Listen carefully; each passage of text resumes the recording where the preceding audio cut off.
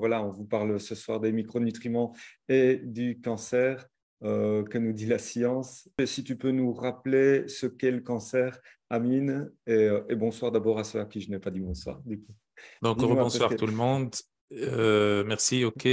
Par rapport donc à la définition du Oui. cancer, ben, c'est une maladie très complexe, une maladie métabolique très complexe. Mhm. Donc, c'est une des maladies sur laquelle il y a le plus de recherches actuellement et d'études, et c'est la maladie sur laquelle on a le moins de certitude, on va dire.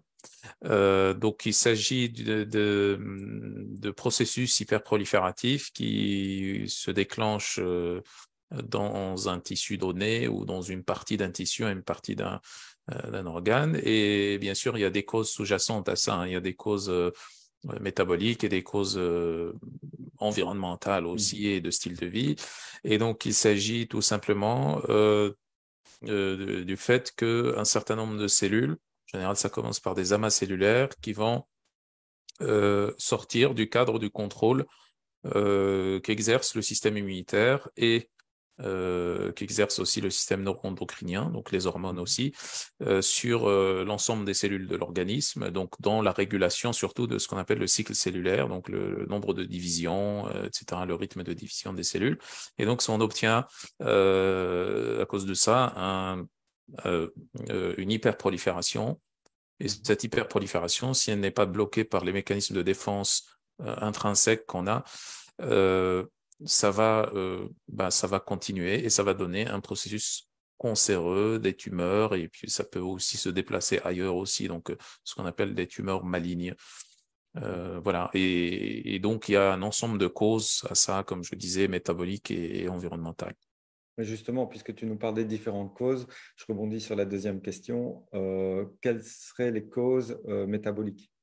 Donc, parmi les causes métaboliques, donc globalement, on a des hypothèses, mais parfois on a aussi des causes qui sont bien établies. Donc, l'une des hypothèses, c'est l'hypothèse mitochondriale. Mhm. L'hypothèse mitochondriale, c'est tout simplement de dire que lorsqu'une cellule normale n'arrive plus à synthétiser suffisamment d'ATP, eh bien, elle n'arrive plus à contrôler son cycle cellulaire et elle part dans des divisions anarchiques, ce qui donne un processus précancéreux, ensuite un processus cancéreux. Et donc, il y en a qui sont pour cette hypothèse et d'autres qui sont contre, hein, et c'est donc des scientifiques qui vont Mhm. mettre en avant un certain nombre de travaux expérimentaux, etc. En général, c'est des travaux expérimentaux in vitro, voire chez l'animal. Et donc, il y a des deux versions, on va dire, de deux écoles, hein, qui s'opposent dans ce cas-là. Donc, ceux qui sont pour cette hypothèse et d'autres qui sont contre en disant que la cellule cancéreuse pourrait utiliser l'énergie que Mhm. produisent ces mitochondries, et que si on travaille sur les mitochondries, par exemple, si on agit sur les mitochondries, ça pourrait être délétère, par exemple. Et cette hypothèse-là nous ramène vers une autre, donc une autre hypothèse qui, elle, est confirmée. Donc l'acidose. L'acidose est à la fois une cause et une conséquence. Donc, l'acidose, c'est tout simplement, dans le cas d'une cellule cancéreuse, c'est tout simplement ce que l'on appelle l'effet Warburg, donc Mhm. découvert par Otto Warburg dans les années 20 du siècle dernier. Et ça consiste tout simplement le fait qu'une cellule cancéreuse n'utilise pas les mitochondries et qu'elle bloque le signal entre le pyruvate qui est obtenu à partir de la glycolyse, donc du glucose, et l'empêche de passer dans le cycle de Krebs, donc dans la mitochondrie. Et ce pyruvate reste là dans le cytoplasme et se fermente en lactate. Ça donne beaucoup de lactate, beaucoup d'acidité, okay, mais aussi beaucoup d'énergie, parce que cette voie de lactate de pyruvate vers le lactate donne aussi de l'ATP. Par contre, ça n'est pas une quantité importante d'ATP comparée à ce qu'on obtient à travers les mitochondries. Mais le fait que la cellule cancéreuse favorise cette voie très fortement, bah, ça fait que ça produit beaucoup d'énergie et beaucoup d'acidité.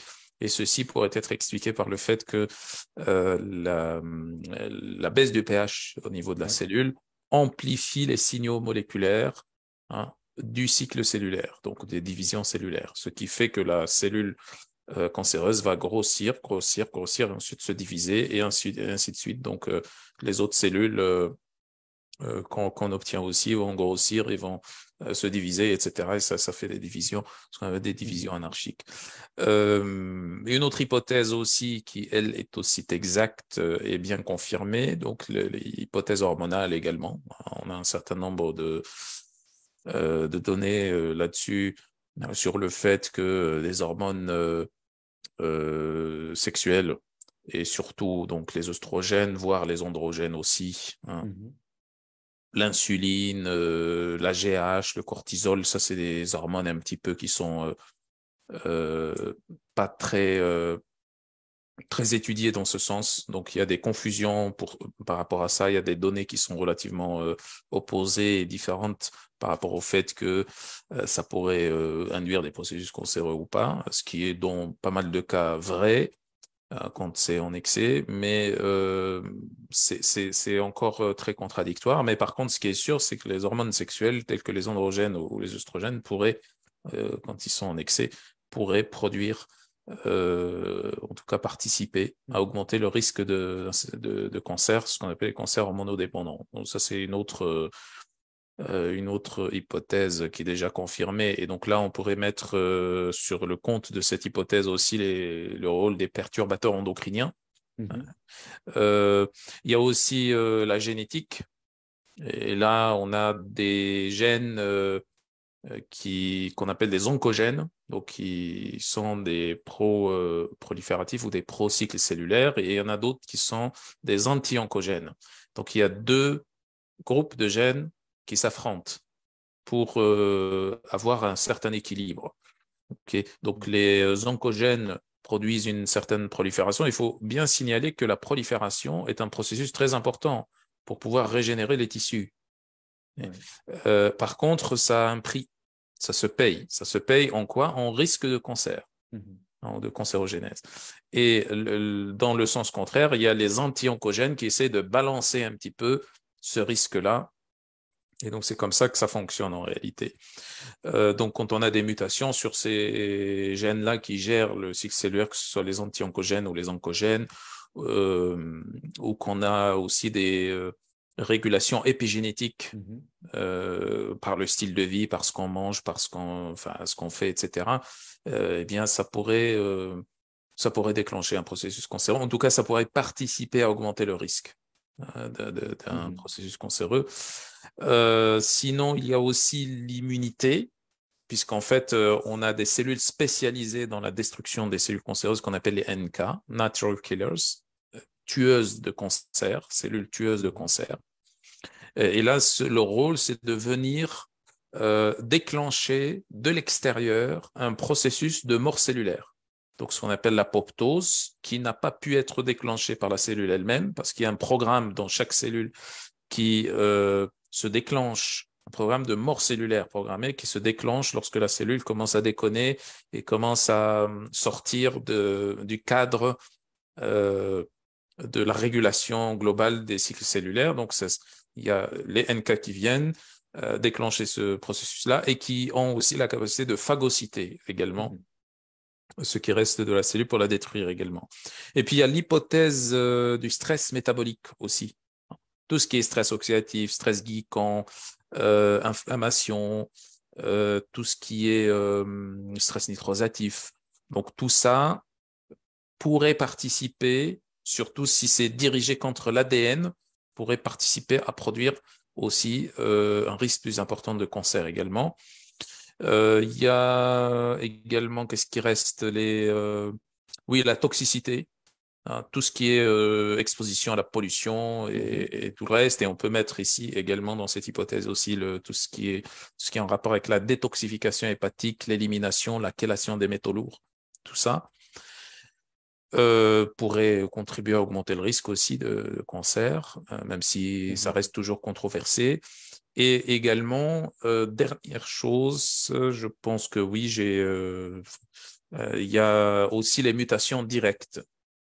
Les mutations directes surtout sur les gènes dont j'avais parlé, là, les oncogènes et les anti-oncogènes.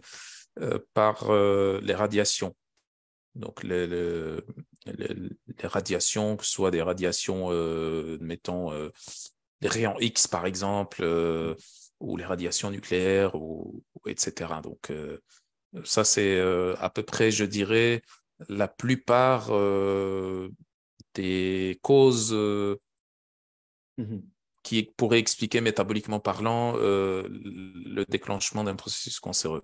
Mais alors, justement, bon, tu parles ici des perturbateurs endocriniens, de l'épigénétique, d'équilibre acide-base qui se travaille aussi dans l'assiette ou dans la malbouffe, et de l'exposition à la pollution. Donc, du coup, ça fait penser que le style de vie a une importance aussi dans, Oui. dans les états de cancer. Exactement. En fait, je dirais que la plupart du temps, c'est le style de vie qui est Mhm. responsable majoritairement, hein, pour être prudent, majoritairement de ces problématiques de cancer.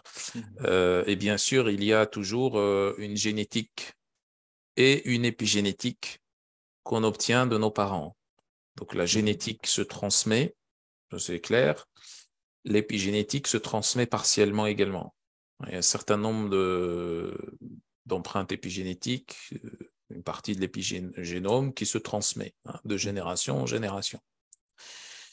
Et donc, si nos parents, nos grands-parents, nos ancêtres avaient un bon style de vie, ben, on est avantagé par rapport à d'autres dont les ancêtres n'avaient pas un bon style de vie. Voilà. Et donc, le style de vie va déterminer notre style de vie à nous, hein, ainsi que le style de vie de nos parents, comme le fait aussi que notre propre style de vie va influencer le style de vie de nos De enfants nos aussi, et de enfants. nos descendants. Donc voilà, donc et souvent le vrai problème, c'est que on fait n'importe quoi quand on est jeune, en termes de style de vie, je parle Mhm. ici.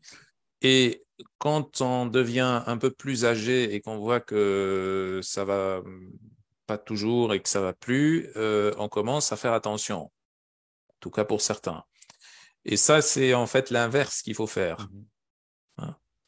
C'est l'inverse. Pourquoi? Parce que l'épigénétique se construit avant la reproduction et ensuite se transmet au moment de la reproduction, au moment de la conception. Mhm. Donc, si on fait n'importe quoi quand on est jeune, on a une épigénétique, on accumule un certain nombre d'adaptations épigénétiques qui vont être transmises ensuite si on a des enfants. Mhm. OK? Et ensuite, plus tard, quand on commence à faire attention, c'est déjà trop tard, en fait. Ça, on fait attention juste pour nous. Mais pour les enfants, on leur a déjà envoyé les adaptations Mhm. délétères. Et donc, par rapport au style de vie, on a notamment l'alimentation, bien sûr, comme tu disais juste avant. Donc, l'alimentation. Et là, bon, je pense que tout le monde sait de quoi il s'agit.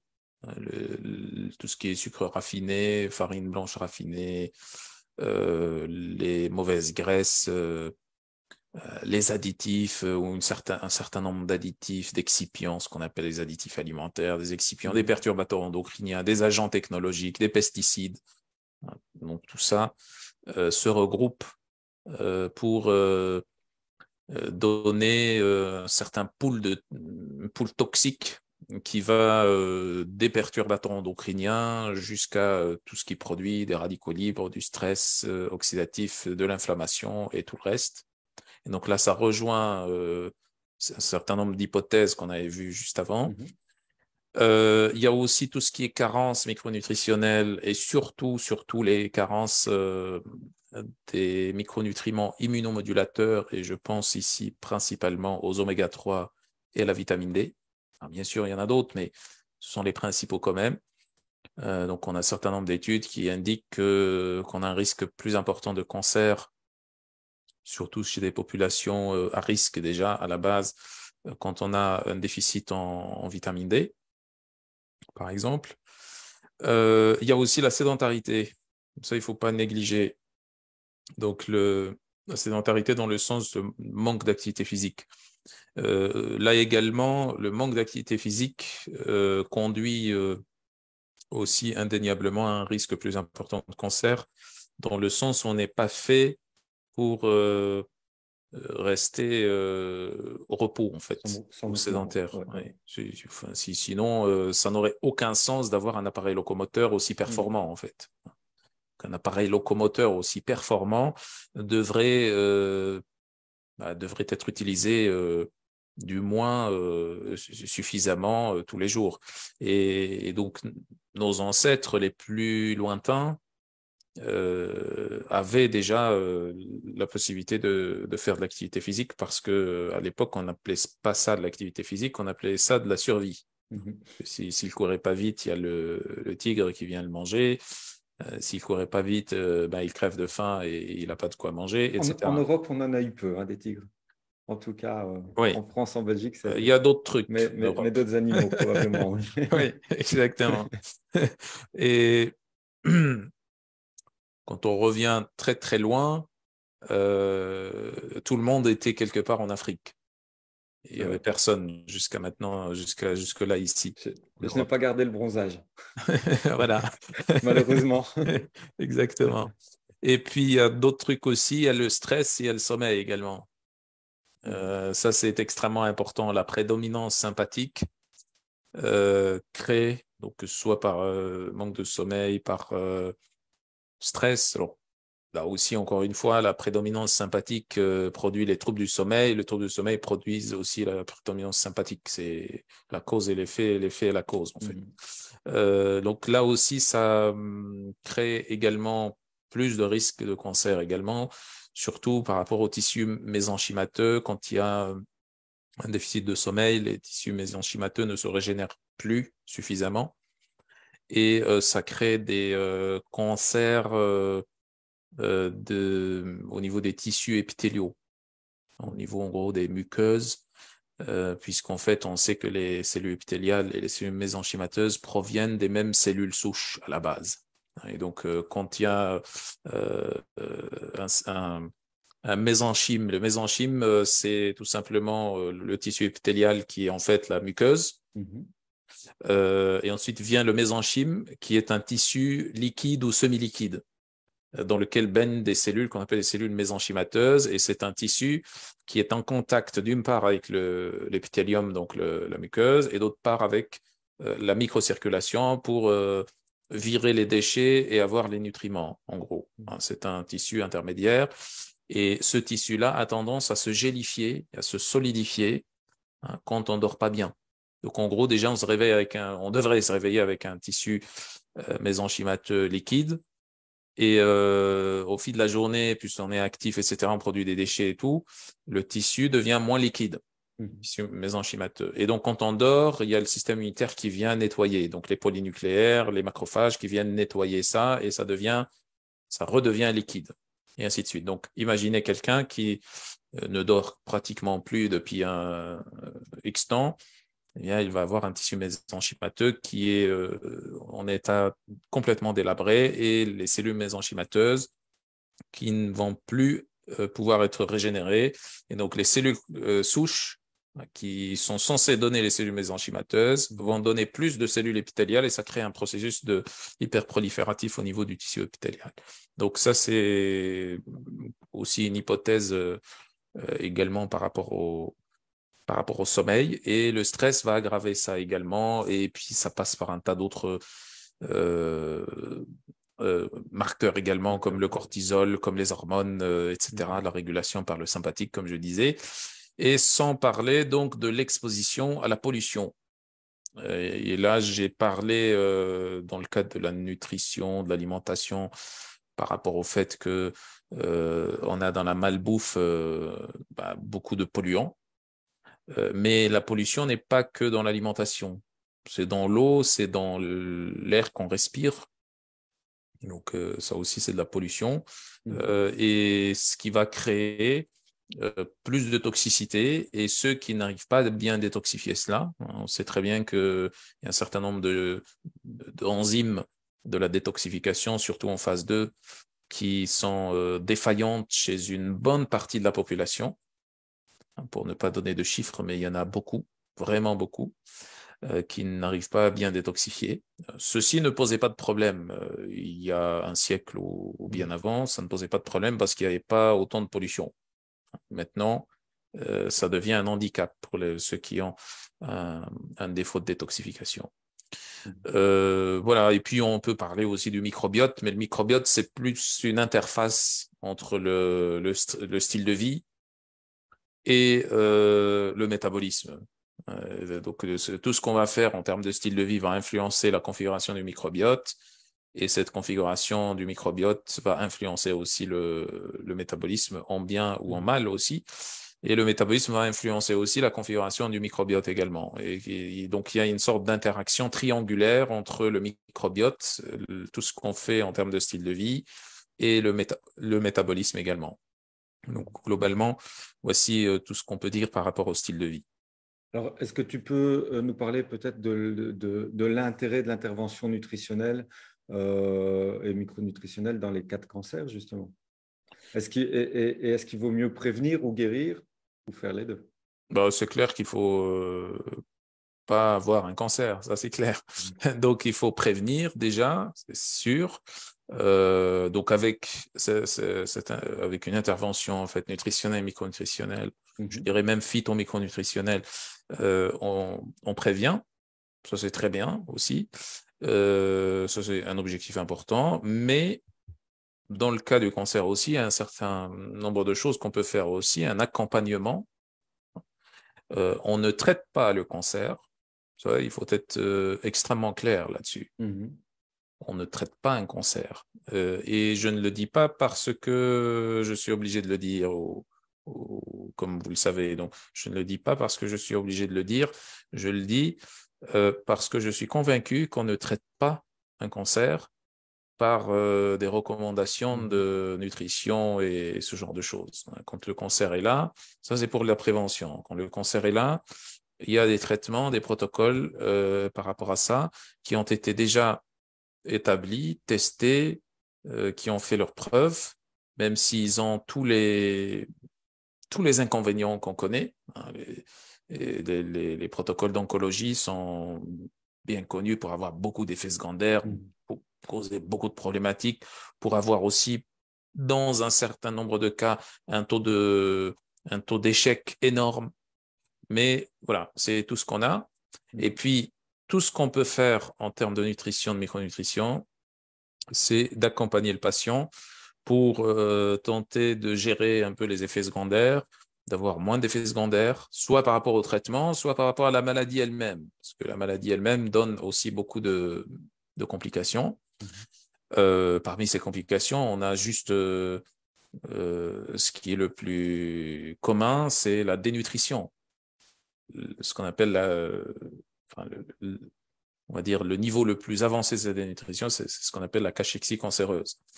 Donc il y a déjà cette partie-là, et puis il y a tout ce qui est effet secondaire qu'on connaît par rapport au traitement, quel qu'il soit d'ailleurs, soit chimiothérapie, radiothérapie. Donc l'accompagnement se fait dans ce sens-là, et puis également pour pouvoir, comme tu l'as dit au tout début, améliorer la qualité de vie du patient, et également à un moment donné, hein, en post-intervention, en post-traitement, faire en sorte qu'il n'y ait plus de récidive. En tout cas, c'est pas qu'il n'y ait plus de récidive, en tout cas diminuer les risques qu'on a par rapport au style de vie, par rapport à tout le reste, donc l'alimentation, le stress, le sommeil, tout ce qu'on a expliqué, afin de les optimiser et afin d'avoir le moins de risques possible pour la récidive. Donc, en fait, on fait une sorte de réhabilitation, réadaptation métabolique par rapport à ça.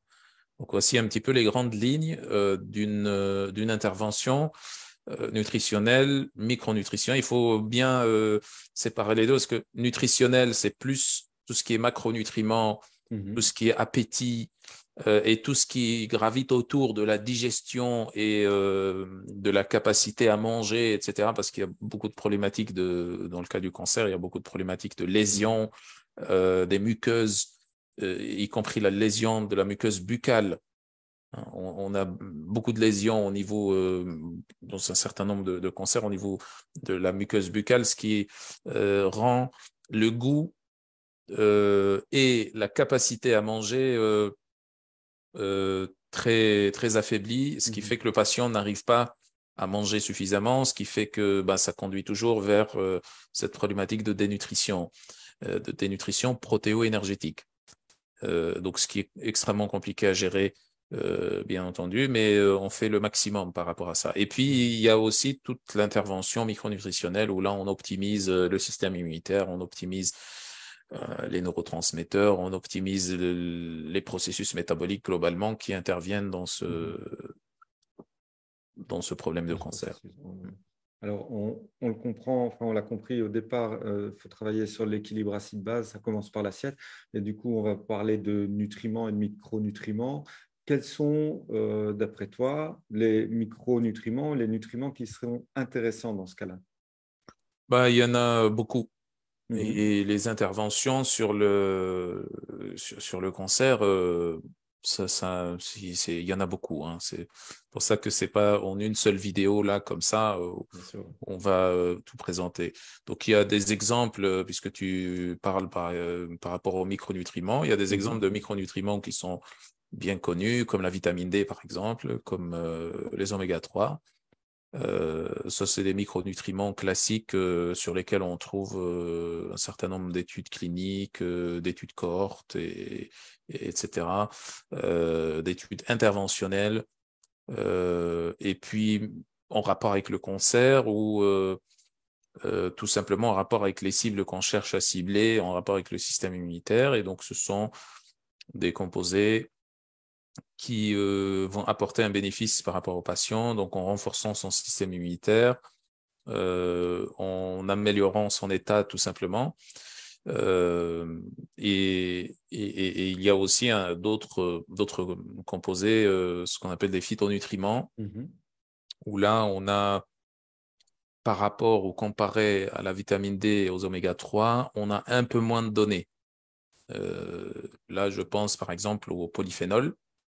Donc, Oui. je citerai comme exemple les polyphénols les plus étudiés par rapport leur effet anticancérogène. Je dis bien anticancérogène, pas anticancer. Anticancer, c'est autre chose. Anticancérogène.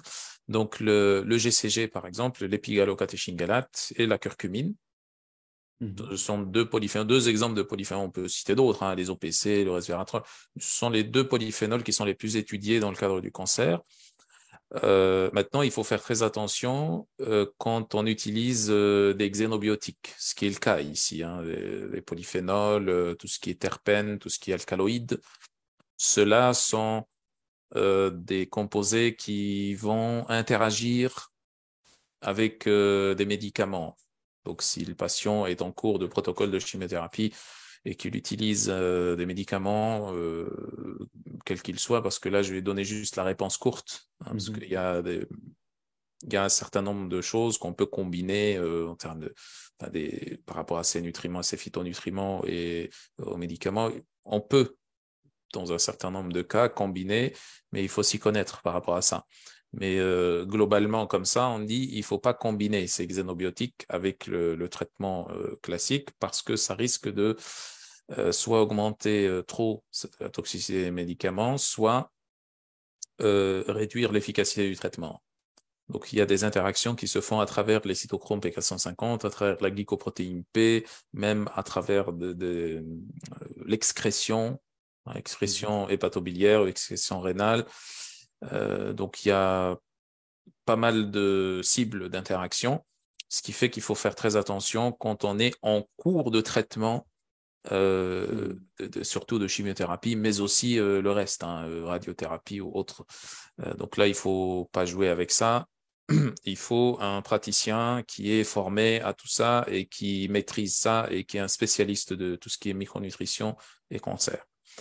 Euh, Maintenant, on les cite globalement comme ça. Ça n'empêche pas qu'en post-intervention, donc une fois que le traitement anticancéreux est fini, est terminé, etc., là, on peut utiliser ces composés-là pour pouvoir Mhm. améliorer l'équilibre métabolique et pour pouvoir apporter un plus par rapport au traitement et pour pouvoir, comme je disais avant, réduire le risque de récidive. Et puis également, il y a aussi, donc mis à part ce que j'ai cité avant, la vitamine D et les oméga 3, on a aussi la vitamine E. Et la vitamine E, je la laisse à part parce qu'il y a un certain nombre de données qui sont relativement contradictoires par rapport à la vitamine E, dans le sens où on a plusieurs types de vitamine E. On a Mhm. plusieurs formes de vitamine E, formes moléculaires de vitamine E, et notamment la forme qui est la plus utilisée dans les essais cliniques, hein, c'est la forme alpha-tocophérol. Et souvent, on utilise aussi des formes synthétiques d'alpha-tocophérol qui Mhm. sont, pour l'instant, à ce qu'on pourrait voir, toxiques. Hein, ils ont une certaine toxicité, les formes Mhm. synthétiques, hein, de vitamine E, notamment d'alpha-tocophérol. Et donc, le mieux, dans ces cas-là, et ça a aussi un intérêt particulier, c'est d'utiliser des formes naturelles déjà. Et surtout, il y a un groupe de vitamine E qui s'appelle les tocotriénols. Les tocotriénols sont extrêmement intéressants pour pouvoir diminuer l'inflammation, le stress Mhm. oxydatif. Ils ont apparemment même, bon, c'est quand même des données émergentes, mais ils ont quand même apparemment même un effet anticancérogène également. Donc ça soutient bien Mhm. bien l'intervention. Donc là, on pourrait les rajouter s'il s'agit de tocotriénol, bien entendu, hein, parce que il faut faire très attention quand il s'agit d'alpha-tocophérol et surtout alpha-tocophérol synthétique. Maintenant, il y a aussi d'autres composants. Donc, j'essaie de prendre des exemples pour chaque groupe. On a Ouais. des Ouais, nutriments, ouais. on a aussi des polyphénols, et puis il y en a d'autres comme la berbérine ou comme l'acide bétulinique qui ont Mhm. aussi un certain rôle émergent. Hein, pour la berbérine, on a un certain nombre pas beaucoup, mais on a un certain nombre d'essais cliniques sur la berbérine. L'acide bétulinique a aussi un certain nombre d'effets anticancéreux qui sont Mhm. documentés par des études, notamment des études très cliniques intéressantes.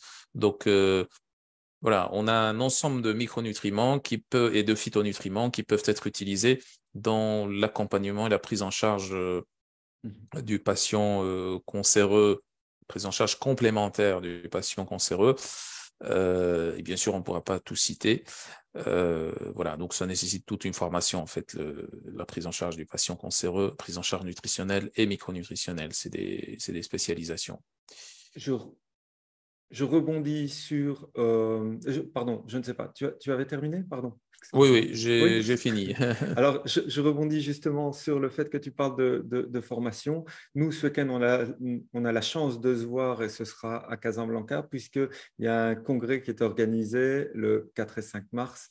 Ce congrès, tu peux nous en toucher un mot. D'abord, je pense que pour ceux qui n'ont pas l'occasion de venir à Casa, il y a une possibilité d'y assister en visio, je pense. Et est-ce que tu sais nous toucher deux, trois mots là-dessus? Oui, justement, effectivement. Donc, on se voit ce week-end-là à Casablanca, donc les samedi 4 et dimanche 5 mars, pour le Congrès international des sciences de la nutrition. Et dans le cadre de ce congrès, donc, il y a une formation qui va Mhm. se faire donc sur ces 2 jours sur la thématique du cancer et de la micronutrition. Donc, il y a une quinzaine d'experts, de spécialistes qui viennent d'horizons différents, de domaines très différents, de la médecine fonctionnelle, de la micronutrition, de la nutrition. Il y a des oncologues, il y a des personnalités qui sont très connues, notamment professeur Vincenzo Castronovo, le professeur Laurent Schwartz, professeur Mhm. David Kayat, euh, et d'autres, hein, professeur David Billstrom qui viennent des États-Unis, etc. Donc, il y a un ensemble d'intervenants, une belle brochette d'intervenants Mhm. qui vont pour chacun nous parler donc de la prise en charge complémentaire du cancer, chacun dans sa spécialisation. Et donc, c'est une formation qui est destinée, bien sûr, aux professionnels de santé. Et donc, il y aura, comme je disais, des intervenants locaux et internationaux. Ça va être une succession de conférences avec des débats et des tables rondes entre intervenants à la fin de chaque journée. Comme tu l'as bien expliqué, donc ça sera en présentiel sur Casablanca, mais c'est en hybride en fait. Donc les participants peuvent donc suivre tout l'événement dans son entièreté en ligne également. Donc voilà. Donc pour ceux qui sont intéressés, ils peuvent consulter le site icns.ma. icns.ma. Là, il y a toutes les informations, il y a le programme complet, les intervenants, comment s'inscrire, etc. Voilà. Donc, Ok, parfait, merci. Merci. J'ai mis, pour rappel, icns.ma dans les commentaires. Alors, dans les questions, première question, est-ce qu'on peut s'inscrire à cette formation sans y assister? Parce que cette dame est indispo, donc c'est Kat qui ne sera pas dispo apparemment ce jour-là, mais qui voudrait le revoir en replay. il y aura un replay, normalement, qui sera disponible, je crois, un mois après le congrès, c'est-à-dire pendant le mois qui va suivre, donc le replay sera disponible. Donc il y aura un replay, oui, avec les supports de cours et tout ça, oui. Je vous invite alors, Cathy, Catherine, je ne sais pas, à prendre contact directement avec l'ICNS. Comme ça, vous verrez et vous serez tenu au courant, évidemment, directement. Alors, toujours Kat, tiens, qui nous posait une question tout à l'heure. Est-ce qu'on peut malgré tout soutenir ou accompagner à titre micronutritionnel dans un cancer déclaré, par exemple des vitamines, des cofacteurs enzymatiques? Elle pense principalement à la méthylation de détox, par exemple. Il faut faire très attention avec ça. Mhm. Je parle par rapport à sa question, hein. Donc, Ouais. méthylation, là, on est en train de parler des vitamines du groupe B. Mhm. Hein. Donc, c'est très délicat, hein, les vitamines du groupe B. Donc, ça dépend de pas mal de choses, de pas mal de facteurs. Donc, il faut faire très attention. Donc là, je ne vais pas donner aucune Ouais. recommandation. On ne joue pas à Euh, l'apprenti sorcier, en tout cas. voilà, exactement. Donc, c'est des choses délicates. Mhm. C'est pas juste des micronutriments, bon, c'est une vitamine, c'est ceci, c'est cela. C'est très, très compliqué, c'est très complexe. Donc, il faut faire attention. Voilà. Alors, on a Ouria et Françoise qui nous demandent, l'une nous demande si le syndrome d'apnée du sommeil peut être incriminé dans le processus du cancer, et l'autre qui nous demande si le fait de faire des radios peut être incriminé également dans le cas des cancers des ovaires ou de l'utérus, par exemple. Bah, l'apnée du sommeil, oui, ça pourrait être un facteur indirect, puisque ça va perturber le sommeil, ça va perturber la qualité du sommeil, c'est déjà dû, en tout cas en partie, à une prédominance sympathique. Mhm. Et bon, on peut pas dire comme ça clairement, directement, que l'apnée du sommeil produit le cancer. Donc ça, c'est pas exact. Tout ce que ça peut faire et tout ce qu'on peut dire au maximum, c'est que ça peut augmenter le risque relatif, hein, de tel ou tel cancer, et que c'est pas toujours le cas. Voilà. Maintenant, pour l'exposition radio, je suppose qu'on parle ici des rayons X. Ouais.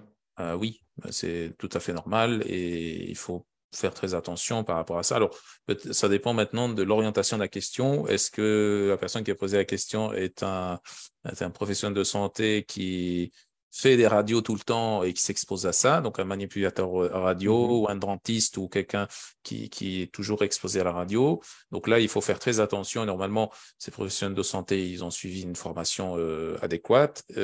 Ou alors, est-ce que c'est plutôt juste un patient?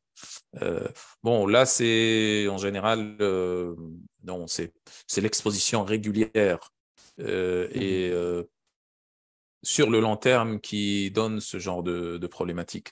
Donc, c'est pas maintenant, tout dépend de si on parle d'une radio conventionnelle ou si on parle d'un scanner. Mhm. Hein. Donc, c'est c'est pas la même chose. Mais théoriquement, les rayons X ont un potentiel de dénaturation de l'ADN. Maintenant, on n'est pas juste des robots ou des statues. On a des processus de réparation, des processus de correction, des processus de compensation qui vont pouvoir permettre de réparer l'ADN et de faire en sorte qu'il n'y ait pas de cancer.